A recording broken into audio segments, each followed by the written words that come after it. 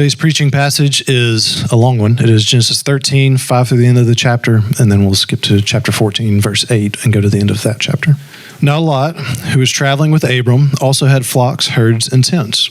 But the land was unable to support them as long as they stayed together, for they had so many possessions that they could not stay together. And there was quarreling between the herdsmen of Abram's livestock and the herdsmen of Lot's livestock. At that time, the Canaanites and the Perizzites were living in the land. So Abram said to Lot, "Please, let's not have quarreling between you and me, or between your herdsmen and my herdsmen, since we are relatives. Isn't the whole land before you? Separate from me. If you go to the left, I will go to the right. If you go to the right, I will go to the left."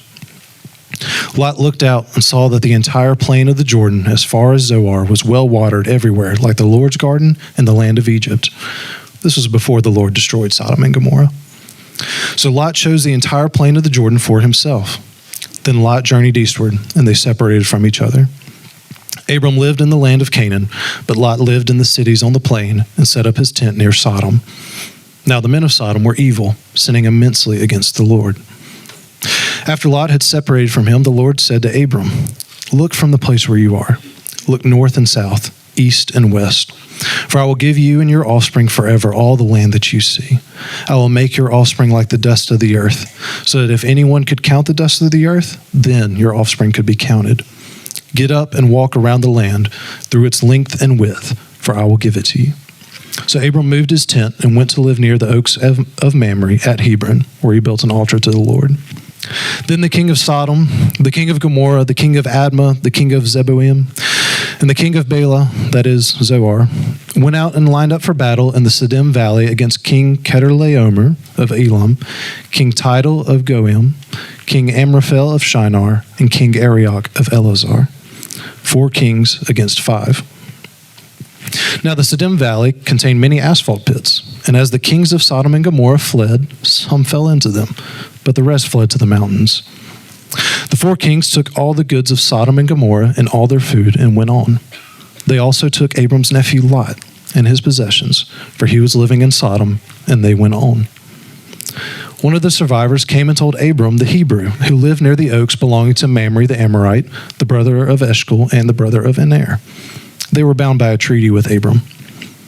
When Abram heard that his relative had been taken prisoner, he assembled his 318 trained men born in his household, and they went in pursuit as far as Dan. And he and his servants deployed against them by night, defeated them, and pursued them as far as Hobah to the north of Damascus. He brought back all the goods, and also his relative Lot and his goods, as well as the women and the other people. After Abram returned from defeating Chedorlaomer and the kings who were with him, the king of Sodom went out to meet him in the Shaveh Valley, that is the King's Valley. Melchizedek, king of Salem, brought out bread and wine. He was a priest to God Most High. He blessed him and said, "Abram is blessed by God Most High, creator of heaven and earth, and blessed be God Most High, who has handed over your enemies to you." And Abram gave him 1/10 of everything. Then the king of Sodom said to Abram, "Give me the people, but take the possessions for yourself." But Abram said to the king of Sodom, "I have raised my hand in an oath to the Lord, God Most High, creator of heaven and earth, that I will not take a thread or sandal strap or anything that belongs to you, so you can never say, 'I made Abram rich.' I will take nothing except what the servants have eaten. But as for the share of the men who came with me, Aner, Eshcol, and Mamre, they can take their share." This is the word of the Lord. Good morning, and thank you very much for being here. And Ben, before I get started, let me just thank you very much for reading all the names that I couldn't pronounce. So I thank you that you took care of that. That was well rehearsed, sir. My name's Kevin Perry. I'm not normally the fella up here. Joel is out this week, and so I get the opportunity to come and share God's word with you, which I thoroughly enjoy. And so next week, Joel will be back. We'll continue on in Genesis. But today, I want to look at, and I'll just tell you on the front end, I'm sorry for the coughing, and that's the reason I didn't put the mic on my face so I can turn away from the microphone. In 1998, I took my family on a trip to Egypt. Now, I'm just speaking metaphorically. I departed a very comfortable, conservative, and safe path, working for electric utility companies. They were very similar in size to Decatur Utilities. And I'd worked for 4 different companies in 3 different states, and Egypt was coming home to Madison, where I was reared. And I really struggled with this decision to come home because in my mind, I had always thought of engineer as being kind of a boring, conservative. You just kind of get in a mode and you stay in it for 30 or 40 years and you finally get out and they give you a watch. And so that had kind of been my thinking. And what made me very nervous about coming home to Huntsville is I was stepping out of that. There was, it was one of those deals where this could go really good or this could just really be horrible. And so they were offering a whole bunch of money, and then they were offering a whole bunch of dreams about, even bigger financial reward. And so Chris and I finally just agreed we would give it 2 years, and if it didn't work out, then I would be able to just go back to my conservative, boring engineering path that I had been on. That's what my father did in his life. I was quite comfortable with that. It was not bothering me at all. So I moved, it's, like I said, a little bit of trepidation. We moved to the border in between Huntsville and Madison. So I went to work selling mapping systems that are very similar to what Google Maps does today. And I was gone all week. So Chris endured the life of a single mother, had 2 little boys, ages 4 and 2.5. And as I was coming to the realization that this little startup company really did have the potential to kind of capture the monopoly on our little market space. And so I was getting all excited. And so I found myself sucked into the glitz of conventions and the whining and dining of clients and accolades of success and the constant pressure to beat our competition. I felt like Abram in Egypt. Wealth and success was intoxicating. Like Sarah in Egypt, Chris was trying to follow the leadership of a man who at best was not recognizing the situation that I had put her in. Everything looked great until it didn't. The journey lasted 6 years. And when my boss and I parted ways, I was very glad to be alive. I had learned a lot. And I was living a lifestyle I wasn't sure I could continue to support. My boss was very glad to be rid of me. He had bigger fish to fry. In just a few years, they sold for probably less than half of what their best evaluation had been, because basically Google launched Maps in 2005 and pretty much started giving away everything we had been selling. As I read chapter 13 of Genesis, I can really relate to Abram. Egypt matures Abram. He goes to Egypt relying on others and himself and logical schemes, and he returns with a revived faith and determination to follow God. And that's definitely the effect of my sojourn in the fast-paced world of sales. I came away humbled in ways that I didn't even know I needed when I went in. And my view of problems and how to solve them had changed dramatically. And I believe Abram's way of solving problems has definitely changed. You remember, he kind of went for some very practical reasons. There's not enough food. We know Egypt's really green. We'll go over there. That'll solve our problems. As you heard in previous sermons, he didn't make some very wise choices in how he approached that. And so came away learning a lot from it. And so let's look at verses 8 and 9 and see kind of the difference between the way Abram is handling himself now and different from the way he handled himself before. So Abram said to Lot, "Please, let's not have quarreling between you and me, or between your herdsmen and my herdsmen, since we're relatives. Isn't the whole land before you? Separate from me. If you go to the left, I will go to the right.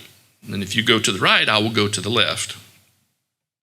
So Abram is so satisfied that God's going to take care of him that he basically lives that out It's one thing to say we know something. It's another thing to really believe it. And so this is one of those areas where we know that Abram really believes, because he doesn't just know that God's going to take care of him. He believes it enough that it comes out in kind of a really overly generous offer to Lot. There are some scholars that feel like Lot's answer to Abram should have been, no, let's figure something else out that works for both of us, or no, let's don't separate. Let's change our structure so that our herdsmen can get along. There was this exchange that was supposed to happen in the Old Testament where you offered somebody something, but it was too generous. And so then they would turn you down, and you would go back and forth a few times until finally you say, okay, if you want to pay me for it, you can pay me for it. And they would say, okay, well, here, hold my sandal. And there was this whole thing that was supposed to go on. And it didn't. Lot just said, okay, thanks. So Lot's making decisions based on something else. Abram's making decisions on who he knows. And Lot's making decisions. Well, let's read 10 through 13. You can see how he's making his decisions.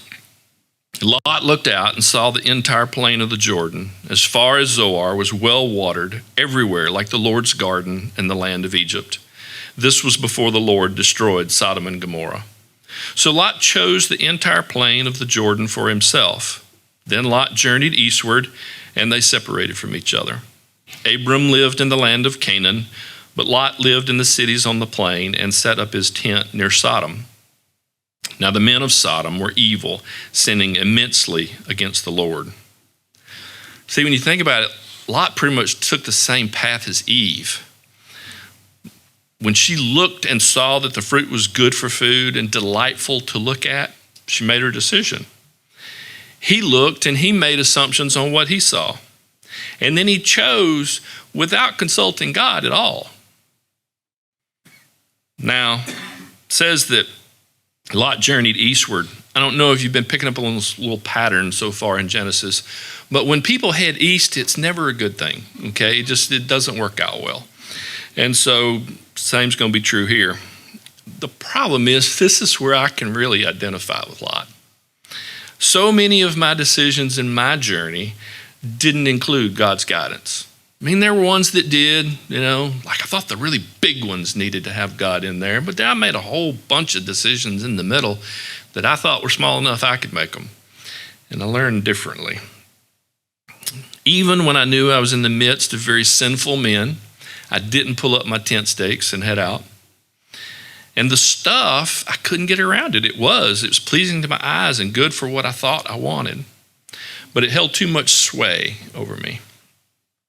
At the crest of my success, I sat at my desk looking at the largest bonus check I'd ever received.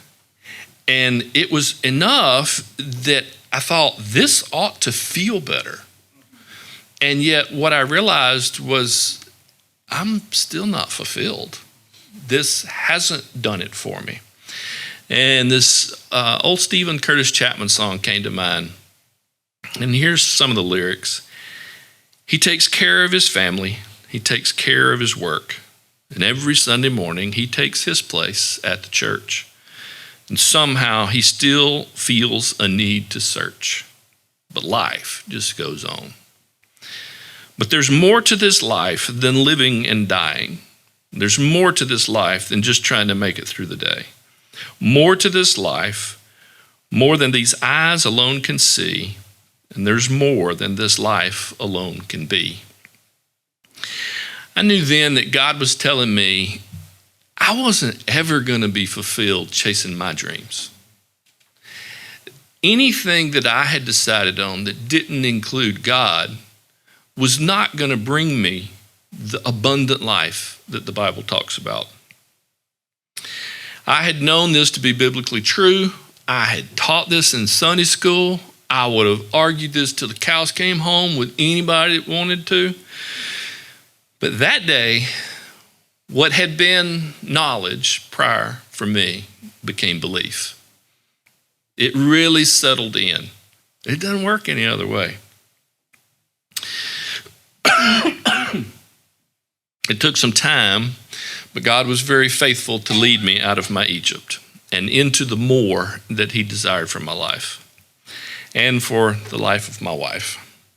God assured Abram after his generosity to Lot that all the land he could see was going to belong to him and his descendants. That promise is in verses 14 through 17. After Lot had separated from him, the Lord said to Abram, "Look from the place where you are. Look north and south and east and west." Keep in mind, this is where Lot had just looked before. "And I will give you and your offspring forever all the land that you see. I will make your offspring like the dust of the earth, so that if anyone could count the dust of the earth, then your offspring could be counted. Get up and walk around the land through its length and width, for I will give it to you." So God has already stepped in to assure Lot that you didn't give anything away. You just let Lot go there for a little while. This is all going to be yours. Now, there's been some times since I began my vocational ministry that I really just reached one of those points where it's like, what in the world am I doing? And Lord, what in the world are you doing? Because, I went to school for a long time to become an engineer. And then I did a whole bunch more work to become a professional engineer. And that job was a whole lot easier than this one, and it paid a whole lot better. So what in the world? Are you sure I'm on the right path? Funny thing is, I've always gotten the same answer. Because I've asked it multiple times, and I'm not claiming I won't ask it again one of these days. The same answer. Kevin, I'll stay with you right here as you wander around this desert. Or you can get on board and we'll head for the promised land. But hear this. You ain't going back to Egypt. So don't even waste any time thinking about it. It always brings me back to my senses, and it makes the choice between desert and promised land a whole lot easier to make. If you don't think there's a third option out there, you're quit worrying about it. Now we move into chapter 14. Now chapter 14, as I started reading the commentators, I realized this one's a tough one. They're all over the board on what this means. And one fellow said it's the weirdest chapter in the whole book of Genesis. The first 16 verses read like a script for a war movie that you and I would want to go see on the big screen. The names of the kings involved, thank you, Ben, is a linguistic maze. And there is no evidence in the history books that they existed. Even the cities they represent are unknown to the archaeological record. So there's a whole lot of very critical Bible scholars that they're raising eyebrows and all sorts of stuff at this chapter. But this is another reason I can relate to Lot. Listen, in summary, here's what happened. I'm just going to run through it real quick. 4 kings set out to go teach 5 kings a lesson about who they should pay tribute to. The 4 kings get the upper hand, and so they capture people, food, and wealth from the 5 kings. One of the 5 kings is the king of Sodom, and because Lot and his family are living in Sodom, they get hauled off as well. And so this is where I can really sync up with Lot. I get it. You have gotten caught up in something that is way beyond you. You have no personal control on the outcome of this thing. Well, we don't have evidence that he was doing anything ungodly, but he gets swept up in this huge international, essentially, war. Now, Abram hears about this, which is pretty cool that the information travels that fast. A survivor comes out and tells him. And verses 14 through 16 describe his response. When Abram heard that his relative had been taken prisoner, he assembled his 318 trained men born in his household, and he went in pursuit as far as Dan. And he and his servants deployed against them by night, defeated them, and pursued them as far as Hobah to the north of Damascus. He brought back all the goods and also his relative Lot and his goods, as well as the women and other people. I don't know about you, but Abram kind of reminds me of John Wayne movies. Now, not everybody in here probably even recognizes that name, but I know a bunch of faces I'm seeing do. And you know what I'm talking about. Okay, when family and friends are on the line, you don't hold anything back. You saddle up and you pull out all your guns and you get everybody that's on your side and y'all go tearing off. It's those moments in the movies when you realize that the bad guys have really messed with the wrong man. It's like, oh, this is not going to turn out good for them. And this is one of those moments. Now, and going even beyond that, it just like the story between David and Goliath, they think, we got Abraham to deal with. Well, that's such a tiny view of what's going on. Your bigger problem, your massive problem, the one you don't stand a chance with, is Abraham's God. No commentators are even positive on how Abram and 318 guys and a few allies came up against what most of them assume was a much larger force. Sounds like the result of someone who really believes that when God is for him, who can be against him? You remember Gideon, right? God whittles an army that starts out at over 30,000. He whittles it all the way down to 300. Why? Because God didn't want there to be any confusion. When this battle's over, I don't want you looking around at each other and going, man, we fought a hard one there. We did good. I want you to look around and go, yeah, I don't get it. 300 guys went out with some pots and stuff, and then God just wiped out all of our enemies. So at the end of the day, when you're standing there, you don't have any confusion about who you need to be giving glory to. Now, I know the following verses concerning Melchizedek have mystified many scholars, and I truly believe that when the Bible tells a very difficult story to understand, and overall, your take on it is that's just weird, I think we just need to admit it. I don't think we need to stand up here and act like we really get the full depth of it, because I'm telling you, this business about Melchizedek and then the way Hebrews treats it when you get in the New Testament, it's still, even though we just got finished studying Hebrews, it's still got a lot of mystery wrapped up in it for me. So we covered Melchizedek, this priest of God Most High, pretty thoroughly in Hebrews. And if you want to see those sermons, we'll be happy to help you find them in the archives. Abram's being very well examined in this series also. So if you'll just give me a little bit of running room here, some grace, I want to skip all that, and I want to keep the focus on Lot. Because he's not done having to be rescued. Now, I have to warn you, this is a spoiler alert. Don't any of y'all tell Joel, but I'm getting ready to jump ahead into his sermon scripts, coming the next few weeks. In chapter 18, Abraham pleads with God on behalf of righteous people who might be in Sodom. You can't help but think maybe he's thinking about his nephew Lot.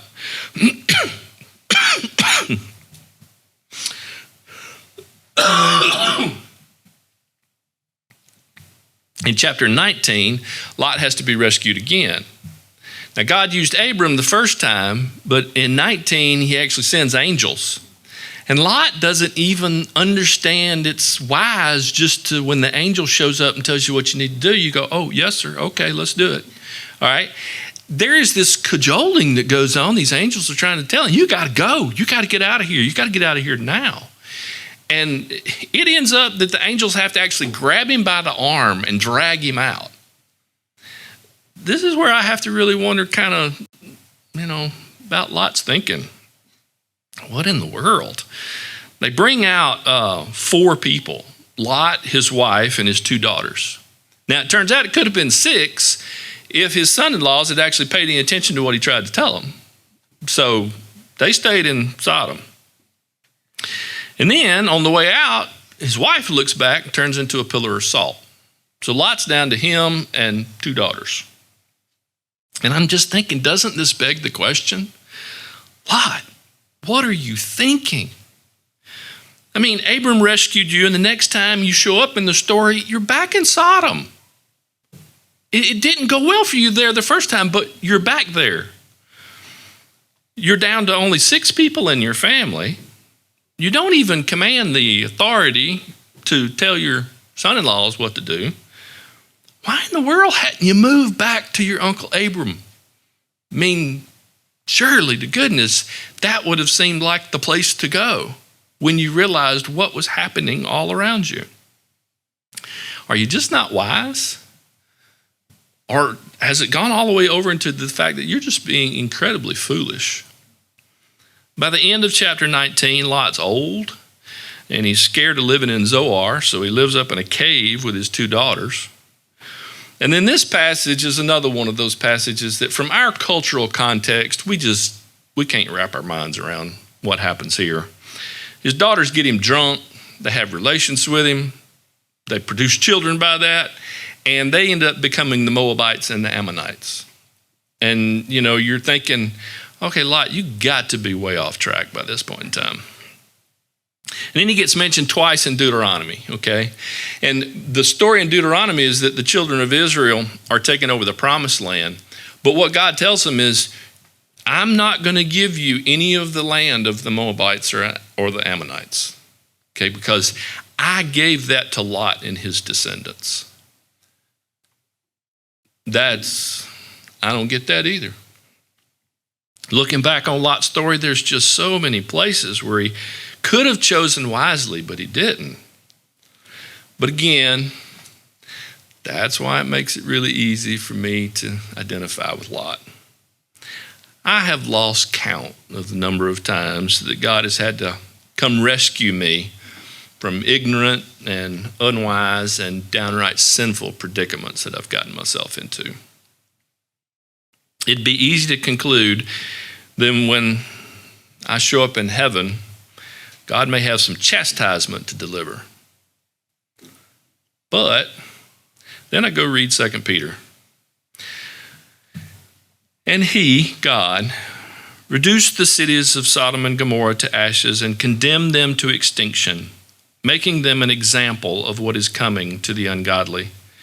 And if he rescued righteous Lot, distressed by the depraved behavior of the immoral, for as that righteous man lived among them day by day, his righteous soul was tormented by the lawless deeds he saw and heard.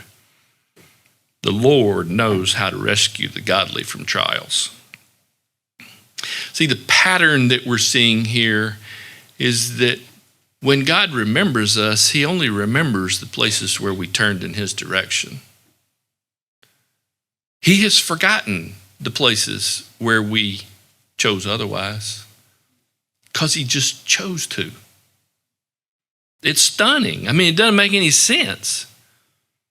Everything in our flesh says we ought to have to pay something for the rebellion.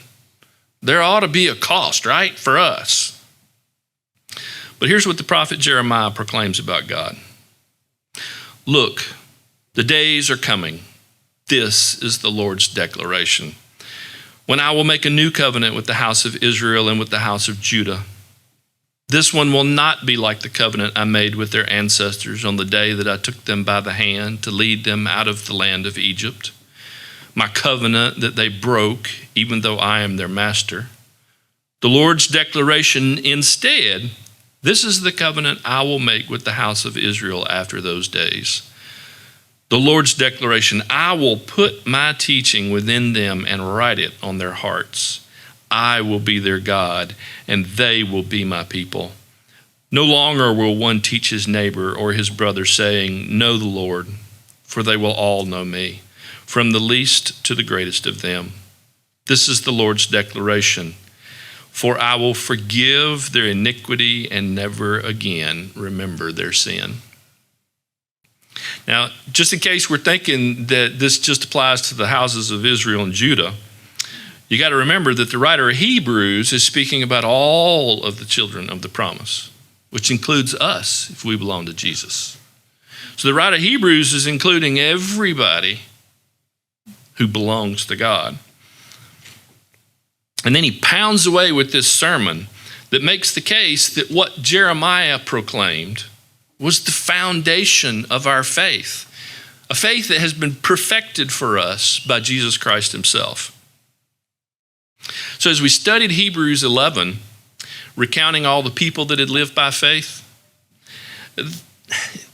I can't get around the fact there's a few in that list that are some real knuckleheads. I mean, I can't ever even hear about the hall of faith without Samson coming to mind. You know, it's like, dude, we knew you had issues early on and the whole way through. And even in the end, you never truly got clued in on who God is and what he was about. And yet, the only thing God wants to declare about him when we get to Hebrews is the good stuff. We as Christians are deceived if we think we're going to get to heaven and the first thing God's going to want to share with us is everything we did wrong. We have not read our scripture if we don't understand that he remembers where we have turned to him. And that's what he wants to draw all the attention to. Now we know good and well, if he wanted to, he could get up there and show us a list that would be really ugly for every last one of us. And yet, he has chosen to forget, not only to forgive, but to forget our sin. Scripture calls out Lot and his soul as righteous. How in the world does this make sense? I mean, there are some serious questions to look at as we look at Lot's story, and some of it's just downright sketchy. It will never make sense. It will never make sense if I leave Jesus Christ out of the picture. Lot, just like me, has fallen short of the glory of God. And Abram, just like me, fallen short of the glory of God. I personally know that I have fallen well short of the glory of God. And so have you. If the gospel, the life, death, burial, and resurrection of Jesus Christ is not true, there's no hope for any of us. But see, I believe that this is probably the most important but ever. But I believe and I know the gospel is true. None of this makes sense. Paul's going to reiterate that over and over and over. None of this makes sense if you take him out of the equation. What he did is the only thing that makes it work out. We got nothing to point at. Absolutely bring nothing to the table.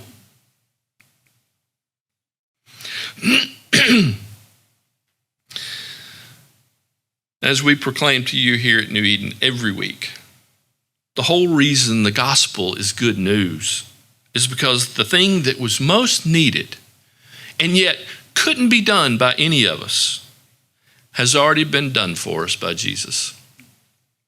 When I think about all the times God has had to come rescue me, it makes me burst into worship and praise. I can't help but thank him, the only person who has never failed me.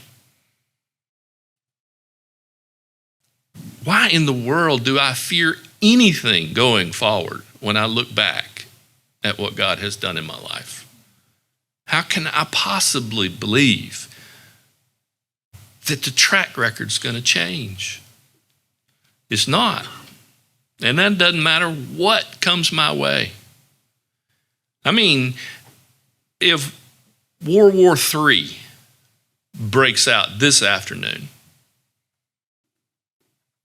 God taking care of me is not in jeopardy.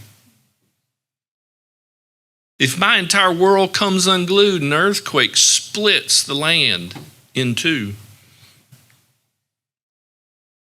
I don't have anything to fear. God is still going to take care of me. If some horrible tragedy were to come about in my family, that still doesn't mean that God's not going to take care of me.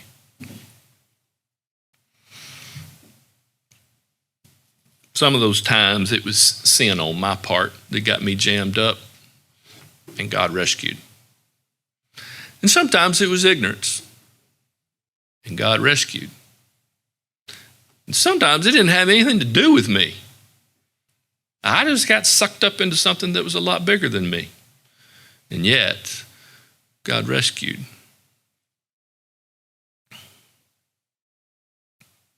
And the crazy thing is, all this rescue came after my initial rescue at salvation.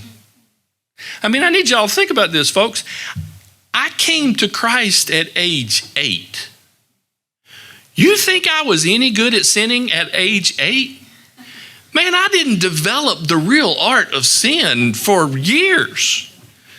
I mean, there was no way for any of my most major blunders in life to have occurred before age 8.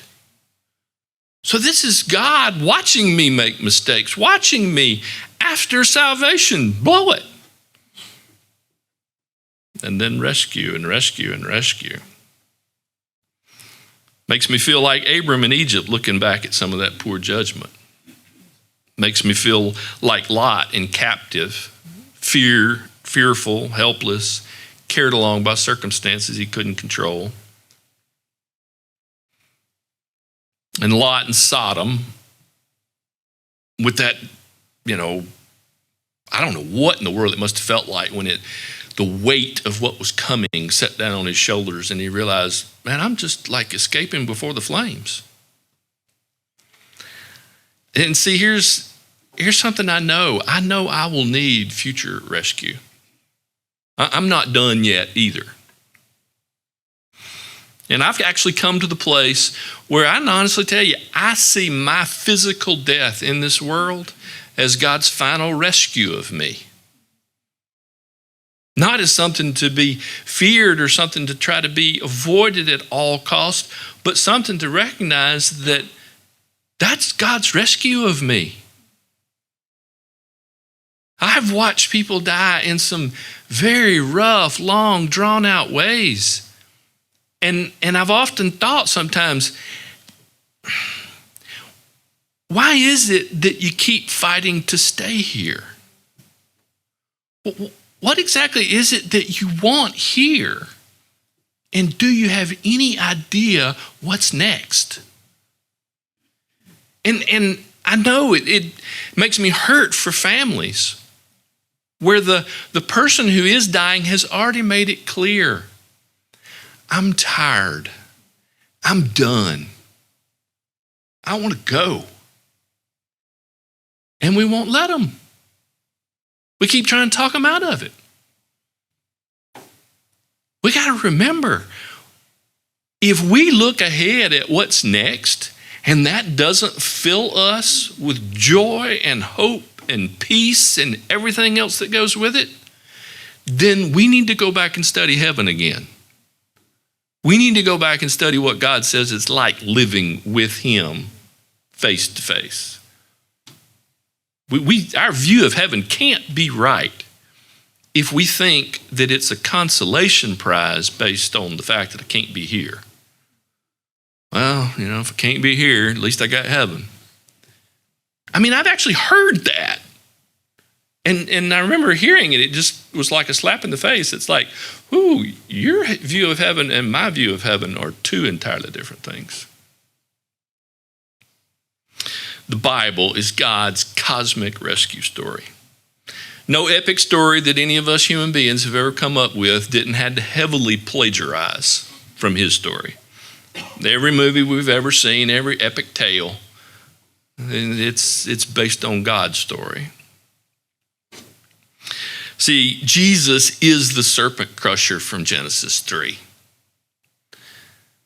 And He annihilated sin and death by what He did on the cross.